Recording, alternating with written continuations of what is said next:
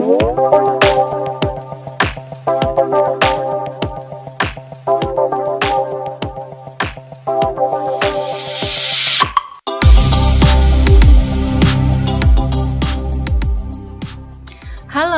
selamat datang di kelas Ibu Suci Lestari.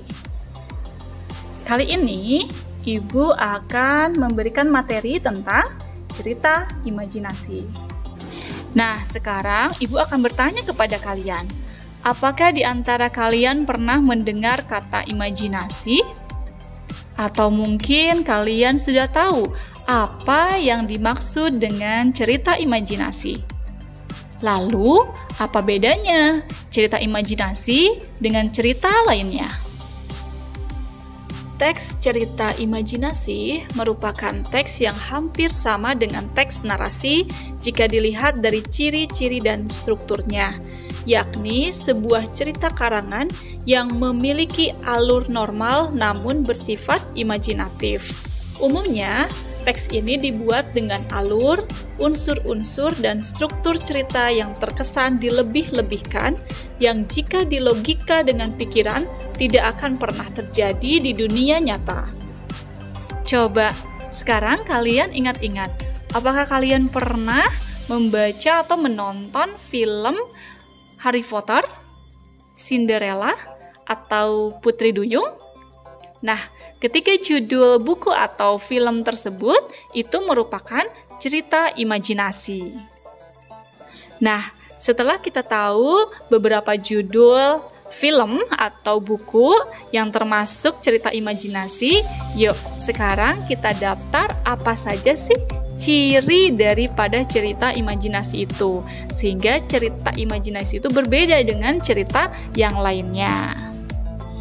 Ciri umum dari cerita imajinasi itu yang pertama ada keajaiban, keanehan atau kemisteriusan. Di mana pada cerita imajinasi hal yang tidak mungkin itu dijadikan biasa. Tokoh dan latar diciptakan penulis tidak ada di dunia nyata atau bisa modifikasi antara dunia nyata dengan dunia hayal. Tema imajinasi itu bisa mengangkat hal magic, supranatural atau futuristik. Ciri yang kedua, ide cerita terbuka terhadap daya hayal penulis, tidak dibatasi oleh realitas atau kehidupan nyata. Ide juga bisa berupa irisan dunia nyata dan dunia hayal yang diciptakan oleh penulis. Ciri yang ketiga, menggunakan berbagai latar, bisa lintas ruang dan waktu. Peristiwa yang dialami tokoh itu terjadi pada dua latar, yaitu latar yang masih ada dalam kehidupan sehari-hari dan latar yang tidak ada pada kehidupan sehari-hari. Jadi, dalam cerita imajinasi itu, bisa saja seorang tokoh itu berpindah latar ruang dan waktu. Misalnya, tokoh A itu berpindah dari zaman sekarang, pindah ke zaman Jepang misalnya, atau sebaliknya. Ciri yang keempat, yaitu tokoh dalam cerita imajinasi itu unik, memiliki kesaktian. Jadi, tokoh di sana itu memiliki hal-hal yang sakti yang tidak mungkin terjadi pada kehidupan sehari-hari. Ciri selanjutnya yaitu bersifat fiktif, jadi bukan kejadian nyata. Dalam cerita imajinasi itu, hal-hal yang tidak mungkin terjadi dalam dunia nyata itu bisa diangkat menjadi sebuah cerita. Lalu, ciri yang terakhir yaitu bahasa. Penggunaan sinonim dengan emosi yang kuat dan variasi kata itu cukup menonjol.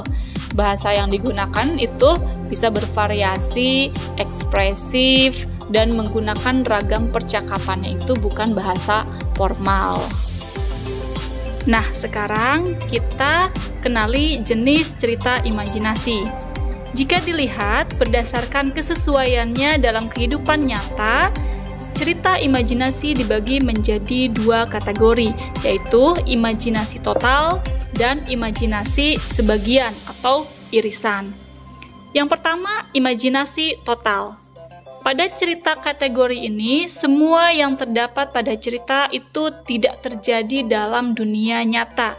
Jadi, nama orang, objek, kota benar-benar rekaan pengarang. Lalu, Yang kedua adalah cerita imajinasi irisan, yaitu cerita imajinasi yang mengungkapkan imajinasi tetapi masih menggunakan nama-nama dalam kehidupan nyata, menggunakan nama tempat yang ada dalam dunia nyata atau peristiwa pernah terjadi pada dunia nyata. Lalu, jika dilihat berdasarkan latar cerita, cerita imajinasi itu dibedakan menjadi dua kategori, yaitu latar lintas waktu dan latar waktu sejaman. Untuk latar sejaman berarti latar yang digunakan pada cerita imajinasi tersebut itu hanya satu latar. Misalnya, imajinasi masa kini, masa lampau, atau imajinasi masa yang akan datang atau futuristik. Lalu, latar lintas waktu berarti cerita imajinasi itu menggunakan dua latar waktu yang berbeda. Misalnya masa kini dengan zaman prasejarah, masa kini dan 40 tahun mendatang atau futuristik. Selanjutnya ada unsur intrinsik cerita imajinasi. Unsur intrinsik ini adalah unsur yang membangun suatu karya sastra di dalam karya sastra itu sendiri. Ada apa saja sih unsur intrinsik itu? Yang pertama itu ada tema, yaitu ide yang paling mendasar yang menjadi acuan untuk mengembangkan suatu cerita. Yang kedua, alur, yaitu jalan atau alur cerita yang berupa peristiwa-peristiwa yang tersusun dan saling berkaitan satu sama lain. Ketiga, tokoh dan penokohan, yaitu tokoh serta karakter dari pemeran atau pelaku di dalam suatu cerita. Yang keempat, yaitu latar, tempat, waktu, serta suasana yang menjadi latar belakang suatu cerita. Yang kelima, amanat, yaitu pesan yang ingin disampaikan oleh penulis kepada pembaca. Nah, itu dia materi cerita imajinasi yang ingin Ibu sampaikan kepada kalian. Terima kasih sudah menyimak. Jangan lupa like, komen, serta subscribe channel Ibu ya. Terima kasih. Assalamualaikum warahmatullahi wabarakatuh.